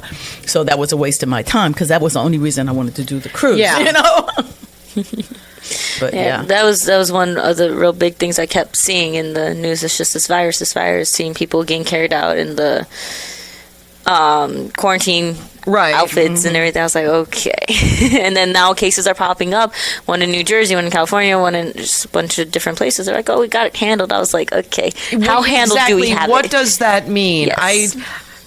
Now I'm kind of I'm thinking about last night. Jon Stewart was talking about it on the Daily Show, and that talking about the panic that all these doctors are saying that no, don't panic.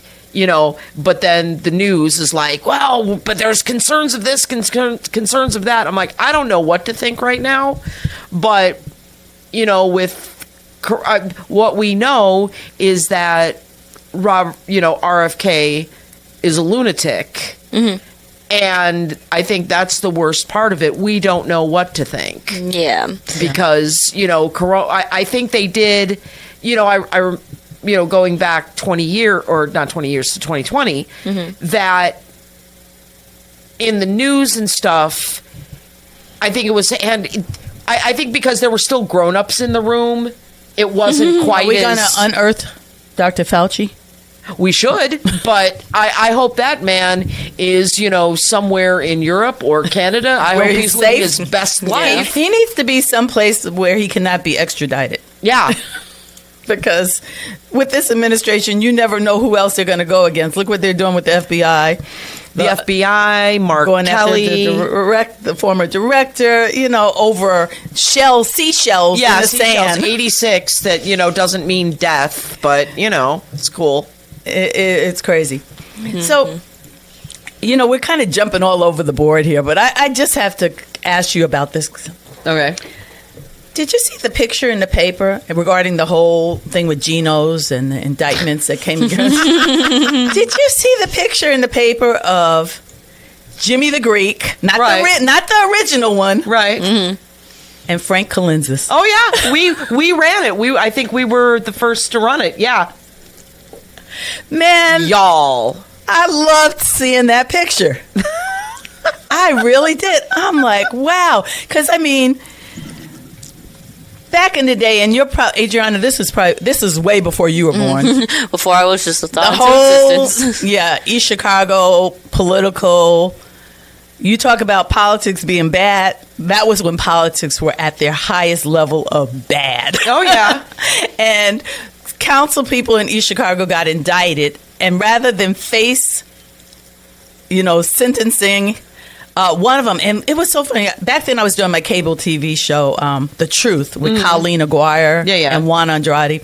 And Colleen's like, take his passport. Take his passport. He's going to leave the country. Take his passport. Didn't they, because he has dual citizenship, he had dual citizenship. One, but they didn't grab the other. Greek passport. So here, next thing you know, he's left the country. He's gone. And, over the years, people have been in touch with him. They visited him. They talked to him on the phone. They stayed connected to the infamous former council president, political fixer, insider, whatever you want to call Frank Colensis. They've been in touch with him. But I haven't seen a picture in all these years. Yeah. So it was like, but really? He's on Facebook. But I'm not a friend of his on Facebook, sure. I guess. Sure. So he's posting on Facebook all the time? I'm not friends with him either. All I know is that I've seen his profile, and I'm just like, oh, you sure that's not his bold. Son? No. It was like, boy, it was so nostalgic for me to see him sitting at that table. It made me feel really good. Because the last time I saw him, he gave me a hug, Yeah. And so I'm like, wow, there's Frank Colenzis. He's still alive and kicking and, nicely suntanned and living the life in the living his Greek. best life, and heck yeah. It was like, I can't even equate that to anything else in life, but seeing him in that picture. Oh, yeah. Yeah. It was like, this is like a scene out of The Godfather. I think that when the whole indictment thing came, and we were talking, there's going to be indictments. It didn't fall exactly the way we thought it did, but it sure did. Well, there was so much speculation about who was going to get indicted, and I think a lot of people were caught, surprised. Yeah, I'm still cracking up over the names. Yeah, the names just and kudos to Joe Pete of the Times for writing a story about the names. Thought that was pretty funny. Mm-hmm. But yeah, and also we're gonna deliver the Euros. Okay, I'm gonna work that into my lexicon. Wow. I'm gonna deliver the Euros. So, what do you think the fallout moving forward is going to be from this? Because we've talked about Geno's and the fact that, a lot of people over the years have had political fundraisers. Well, there. yeah, that's the thing. They just did a story pointing out one of our elected officials and the amount of money he has spent at the restaurant. So are we going to yell at everybody that went to Geno's? Because they all do, or they all did rather, while it was still open. Geno's was a central place. Mm-hmm. Yeah. So are we going to tag everybody that, spent money there? Because come on now. Well, they talked about the amount, and they pointed out that Bernard Carter, the prosecutor, has spent, a small amount of money. They talked about the Lake County Sheriff in particular and the exorbitant amount of money he has spent there. But so what about Arredondo? A lot of people spent money at Geno's. Are they all going to be under investigation? That's what I'm wondering. How about the guy that, delivered pizza to John Gacy's house that got indicted for, stuffing people in the basement? Did he get indicted? No, he didn't. Because, that's just... Exactly. Investigate them all. Mm-hmm. If you spent money there, then I guess What it's about fair. if you took a political contribution? Because we know right before the election, allegations were made against one of the candidates that is actually running. He hasn't been indicted. Right. There's no word that he will possibly be indicted, but those allegations were put out there, and it probably helped cause one of the candidates to actually come so far behind, come in actually fourth place as a result of getting on that bandwagon.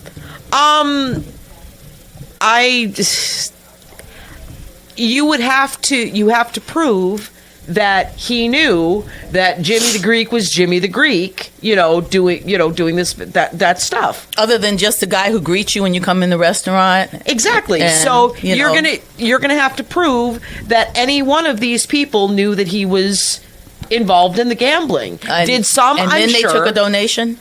So you're saying, like, if you knew they were running some type of, I'm going to say, like, mafioso type of organization. It was some organized criminal organization. Right.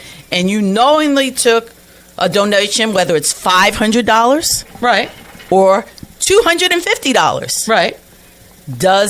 Is it going to make a difference?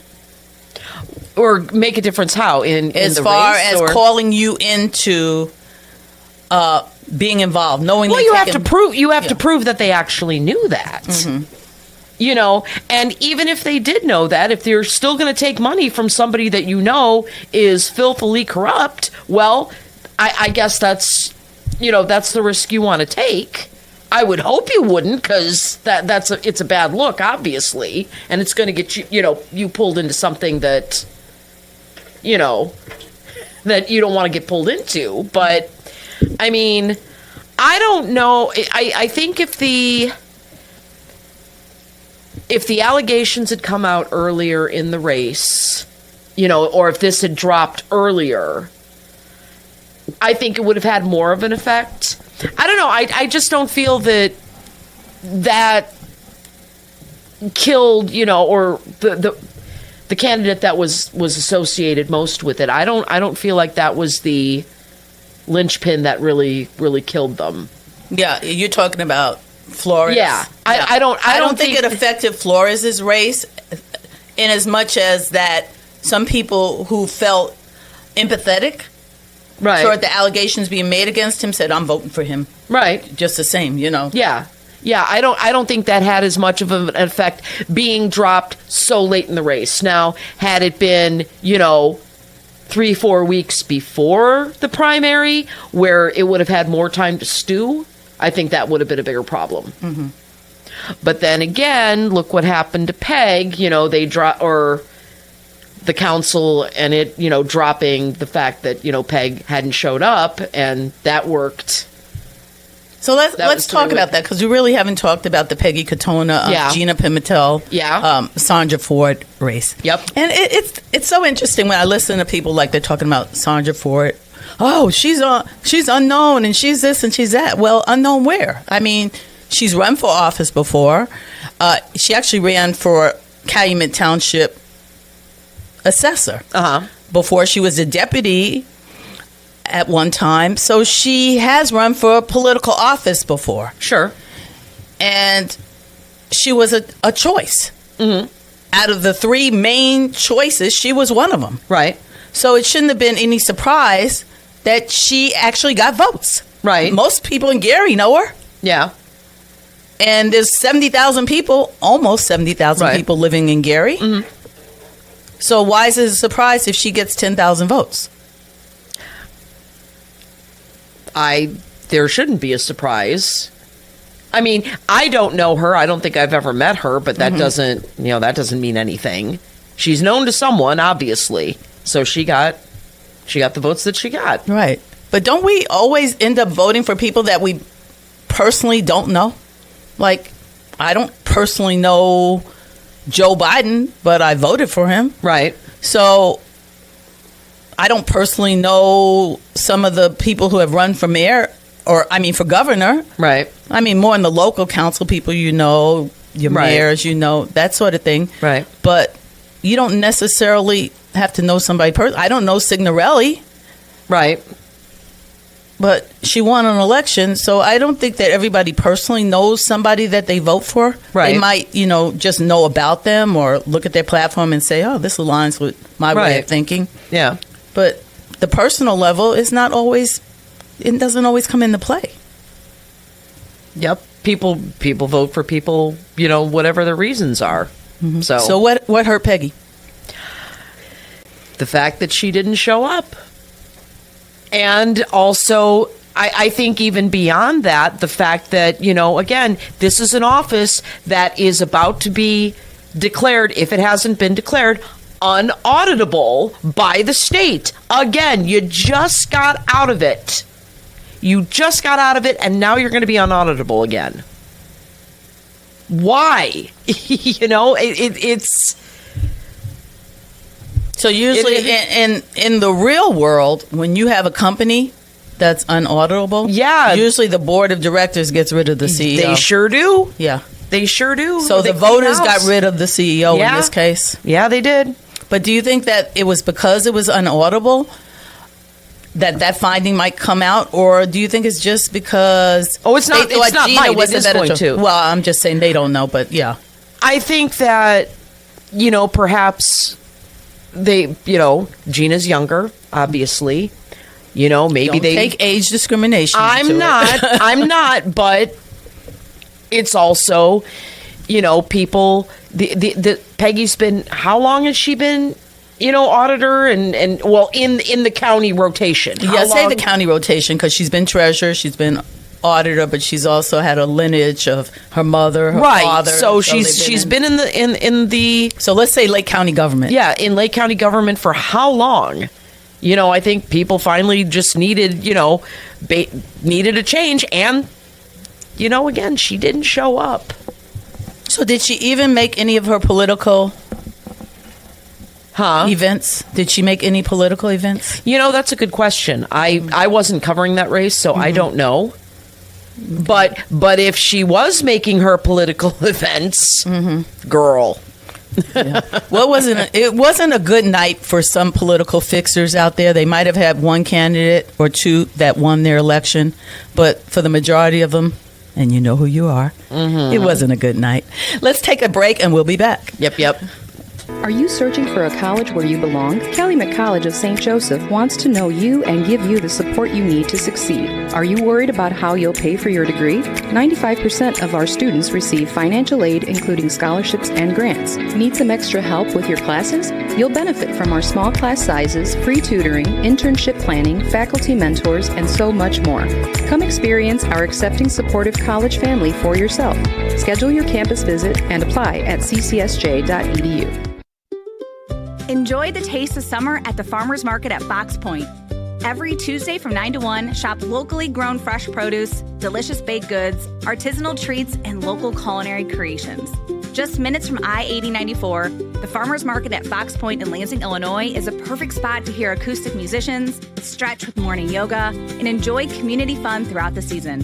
To see all vendors and entertainment, visit foxpoint.org. That's point with an E, foxpoint.org. It's the simplest expression.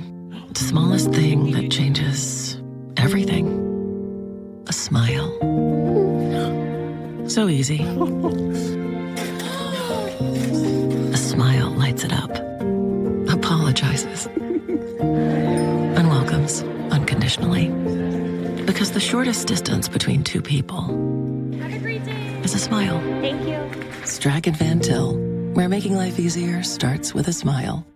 I'm a victim of being ran over by a semi while I was flagging. The person wasn't paying attention and they hit me with their vehicle. I seen a accident where we were the first people to walk up, and that picture will never leave my mind. I've seen people get hit before. It's been horrible. Construction zones on roadways and bridges are more than just cones and equipment. They're the workplace for thousands of dedicated union laborers. Everybody has a family that they need to get back home to, so please just pay attention to us out here while we're working. We all have family, and I know it's a pain in the ass, but we're trying to make the roads better for y'all. We're doing this for everyone. We're hardworking Hoosiers, just like you, and we all want to make it home safely. People would just take a couple seconds to pay attention. Be aware where we're at, where the cone zones are at. We're all in this together, and we're all just trying to be safe. This is Brian Short, Business Manager for the Indiana Laborers District Council. Everyone deserves a safe place to work. Do your part in the cone zone. Slow down, save a life. We're all in this together. A message from Laborers International Union of North America and affiliated locals. And welcome back to That's What They Said here on WJOB AM 1230, 104.7 FM, Hammond, Indiana. Well, it's come to the end of our show. Woo. I'm feeling like Carol Burnett. It's time. We have to say so long. So just as soon as we get started. But thank you so much